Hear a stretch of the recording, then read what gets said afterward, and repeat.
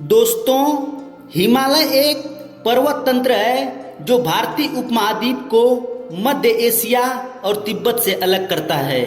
दोस्तों, यह पर्वत तंत्र मुख्य रूप से 3 समांतर श्रेणियों महान हिमालय, मध्य हिमालय और शिवालिक हिमालय से मिलकर बना है।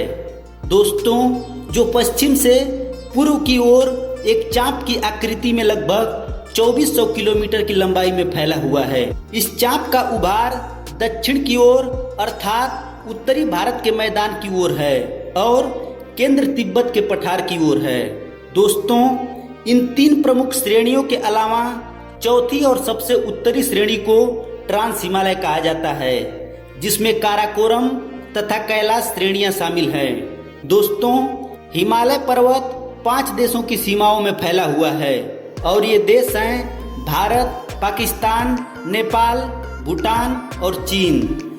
दोस्तों, आइए जानते हैं हिमालय पर्वत का निर्माण कैसे हुआ था।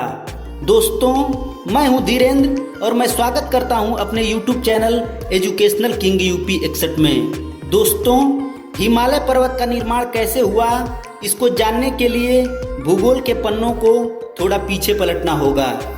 दोस्तों, जहां आज हिमालय पर्वत है, वहां करोड़ों साल पहले टेथिस सागर हुआ करता था। इस सागर के दोनों ओर बड़े चट्टानी भूभाग थे। उत्तर में अंगारा लैंड और दक्षिण में गोंडवाना लैंड था और इस पर्वत से बहने वाली नदियां इस सागर में आकर गिरती थीं। दोस्तों, नदियां अपने साथ ढेर सारी मिट्टी लाती थीं और सागर की तलहटी में जमा करती थीं। दोस्तों, हजारों सालों तक यह कार्य होता रहा और सागर में मिट्टी का ढेर लग गया। दोस्तों, पृथ्वी की आंतरिक हलचलों के कारण अंगारा व गोंडवाना लैंड एक दूसरे की ओर खिसकने लगे और दोनों ओर से दबाव के कारण सागर की तलहटी में जमा मलबा मोड़दार पर्वत के रूप में ऊपर उठता चला गया और इस प्रकार से संसार के सबसे ऊंचे पर्वत हिमालय का निर्माण हुआ। दोस्तों, भूवैज्ञानिकों का कहना है कि हिमालय पर्वत आज भी ऊपर की ओर बढ़ता जा रहा है।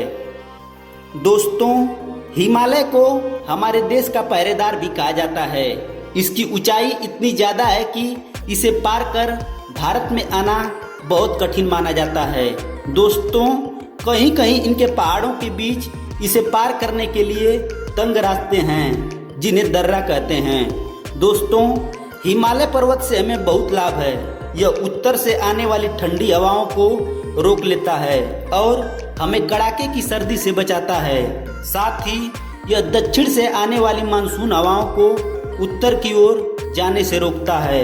दोस्तों, इन हवाओं से भारत में वर्षा होती है। हिमालय के दक्षिणी भाग से निचले पहाड़ों पर गर्मियों में मौसम सुहावना हो जाता है। दोस्तों, यहाँ कई पर्यटक स्थल हैं। इनमें शिमला, मसूरी, नैनीताल, दार्जिलिंग मुख्य रूप से शामिल हैं। दोस्तों, हिमालय के वनों में शंकुधारी पेड़ पाए जाते हैं। ये वर्ष भर हरे भरे रहते हैं। हिमालय के वनों से हमें तरह तरह की जड़ी बूटियां एवं खनिज पदार्थ भी मिलते हैं। दोस्तों, हिमालय पर्वत से निकलने वाली कुछ प्रमुख नदियां हैं गंगा, ब्रह्मपुत्र और यमुना। इन नदियों से हमें सिंचाई के लिए भरपूर पानी मिलता है। दोस्तों, धन्यवाद।